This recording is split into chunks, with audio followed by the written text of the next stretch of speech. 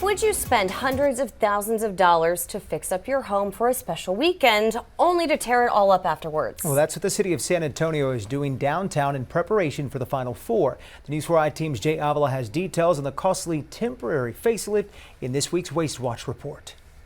We first reported in September that this huge construction project on South Alamo wouldn't be finished in time for the Final Four as originally planned. We now know it will cost $800,000 to patch things up just for that weekend.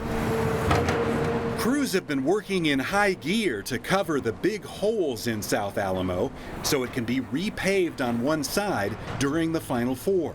Afterward, the paving will be torn up again, along with the temporary sidewalks that are being expanded to handle the crowds.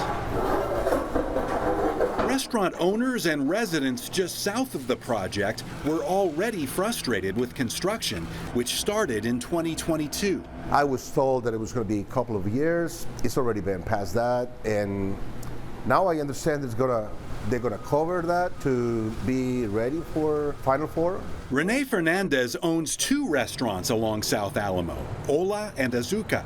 He says Southtown businesses have been cut off from the hotels and tourists that provide a large percentage of their business.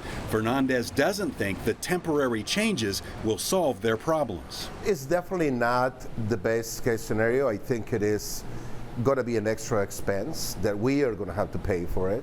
The city declined our interview request, but told News 4 in an email the makeshift changes are to keep downtown safe and accessible for visitors and residents during the event.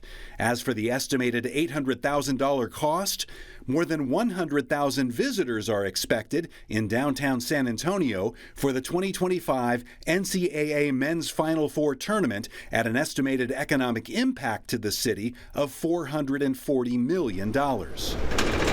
Downtown, it's a mess. It's a mess. Whatever you see it, it's a big mess. The city's Public Works Department blamed the delays on unforeseen underground utility and archaeological conflicts.